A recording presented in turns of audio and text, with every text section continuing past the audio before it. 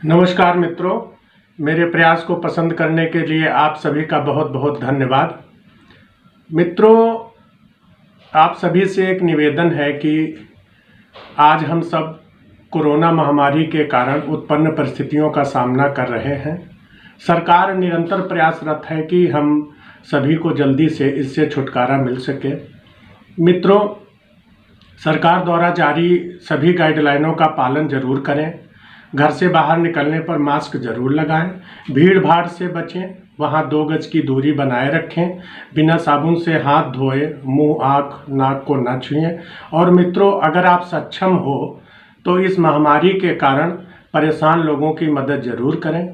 मित्रों, इसी के साथ आज विषय वस्तु पर आते हैं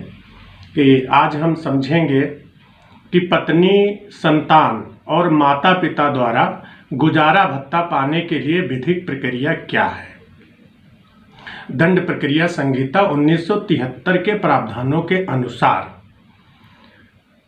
जैसे गुजारा भत्ता कौन प्राप्त कर सकता है, इसके लिए परिवाद कहाँ दाखिल होगा, उसकी सुनवाई कहाँ होगी और किस प्रकार होगी। तो मित्रों, इसके लिए हमें समझना पड़ेगा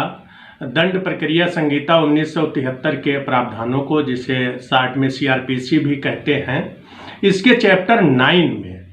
पत्नी, संतान और माता पिता द्वारा गुजारा भत्ता पाने के लिए विधिक प्रक्रिया वर्णित है, जिसकी धारा 125 के अनुसार यदि पर्याप्त साधनों वाला कोई व्यक्ति, जिसके पास पर्याप्त साधन हो, अपनी पत्नी का जो भरण पोषण करने में असमर्थ है, यानी वो अपना भरण पोषण नहीं कर सकती है, या अपनी धर्मज या अधर्मज अवयस्क संतान का, चाहे विवाहित हो या ना हो, जो अपना भरण पोषण करने में असमर्थ है, या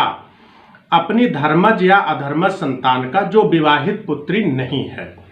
जिसने वयस्कता प्राप्त कर ली है, वहाँ जहाँ ऐसी संतान किसी शारीरिक या मानसिक असामान्यता या क्षति के कारण अपना भरण पोषण करने में असमर्थ है, या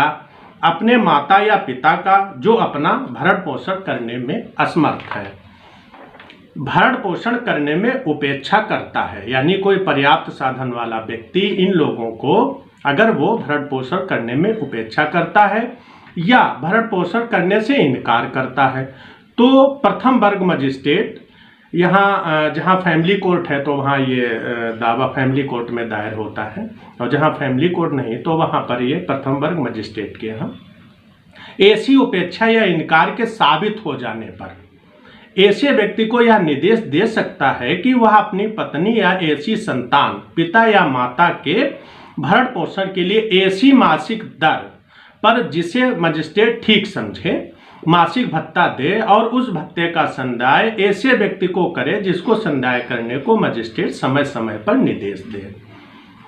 परंतु मजिस्ट्रेट खंड खा में निर्दिष्ट आवयस्क पुत्री के पिता को निर्देश दे सकता है कि वह उस समय तक ऐसा भत्ता दे जब तक वह वयस्क नहीं हो जाती है, यदि मजिस्ट्रेट का समाधान हो जाता है कि ऐसी आवयस्क पुत्री के यदि वह विवाहित हो, पति के पास पर्याप्त साधन नहीं है। परंतु यह कि इस उपधारा के अधीन भरण पोषण के लिए मासिक भत्ता से संबंधित कार्रवाई के दौरान मजिस्ट्रेट यह आदेश दे सकता है कि वह अपनी पत्नी या ऐसी संतान, पिता या माता के अंतरिम भरण पोषण और ऐसी कार्रवाइयों के लिए खर्चे की ऐसी राशि दे जिसे मजिस्ट्रेट ठीक समझे, यानी दावा दायर होने के दौरान अंतरिम आदेश पारित किया जा सकता है। परंतु यह और भी कि द्वितीयक परंतु के अधीन अंतरिम भरण पोषण के मासिक भत्ते और कार्रवाई के खर्चों के लिए आवेदन का निस्तारण ऐसे आवेदन के ऐसे व्यक्ति पर सूचना की तामील हो जाने के 7 दिन के भीतर यथासंभव कर दिया जाएगा। अब अवयस्क कौन है? अवयस्क से ऐसा व्यक्ति अभिप्रेत है जिसके बारे में भारतीय वयस्कता अधिनियम के उपबंधों के अधीन यह समझा जाता है कि उसने वयस्कता प्राप्त नहीं की।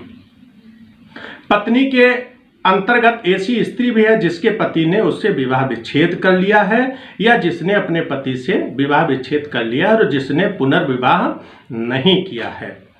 भरण पोषण या अंतरिम भरण पोषण के लिए ऐसा भत्ता या कार्रवाई का खर्च आदेश की तारीख से या यदि ऐसा आदेश दिया जाता है तो भरण पोषण या अंतरिम भरण पोषण और कार्रवाइयों के खर्चे के लिए आवेदन यथास्थिति की तारीख से संदेह होगा, यानी जिस दिन से आदेश दिया गया, आवेदन जिस दिन किया गया उस दिन से। अब अगर कोई नहीं देता है तो उसके खिलाफ कोर्ट वारंट भी जारी कर सकती है। अब देखेंगे कि कौन नहीं पा सकता है। कोई पत्नी अपने पति से इस धारा के अधीन भरण पोषण या अंतरिम भरण पोषण भत्ते और कार्रवाई के खर्चे जैसी भी स्थिति हो प्राप्त करने की हकदार नहीं होगी यदि वह जारता की दशा में रह रही है या यदि वह पर्याप्त कारण के बिना अपने पति के साथ रहने से इनकार करती है या यदि वे पारस्परिक सम्मति से पृथक रह रहे हों। अच्छा, मजिस्ट्रेट या साबित होने पर आदेश को रद्द कर सकता है कि कोई पत्नी जिसके पक्ष में इस धारा के अधीन आदेश दिया गया है जारता की दशा में रह रही या पर्याप्त कारण के बिना अपने पति के साथ रहने से इनकार करती है या वे परस्पर पारस्परिक सम्मति से पृथक रह रहे हैं। अब देखेंगे कि ये परिवाद दाखिल कहाँ होगा। दावा ये इसकी प्रक्रिया धारा 126 में वर्णित है, जिसके प्रावधान के अनुसार किसी व्यक्ति के विरुद्ध धारा 125 के अधीन कार्रवाई किसी ऐसे जिले में की जा सकती है जहां वह यानी जो डिमांड कर रहा है, जहां वह या उसकी पत्नी निवास करती है या जहां उसने अंतिम बार यथास्थित अपनी पत्नी के साथ या अधर्म संतान की माता के साथ निवास किया है। ऐसी अब देखेंगे इसकी प्रक्रिया क्या है कि ऐसी कार्रवाई में सब साक्ष्य ऐसे व्यक्ति की उपस्थिति में जिसके विरुद्ध भरण पोषण के लिए संदाय का आदेश देने की प्रस्तावना है या जब उसकी व्यक्तिगत हाजिरी से अभिमुक्ति दे दी गई है तब उसके प्रीडर की उपस्थिति में लिया जाएगा, यानी वकील की उपस्थिति में, और उस रीत से अभिलिखित किया जाएगा जो सम्मन मामलों के लिए विहित है। सम्मन मामलों की प्रक्रिया के लिए हमने अपने कई वीडियो में इसको बताया कि किस प्रकार होती है। इस प्रकार मित्रों हमने देखा कि धारा 125 के अंतर्गत कौन कौन भरण पोषण प्राप्त कर सकता है, कहाँ पे आप इसका दावा लगा सकते हो और इसकी प्रक्रिया क्या है। वो सम्मन मामलों की प्रक्रिया इसमें अपनाई जाती है।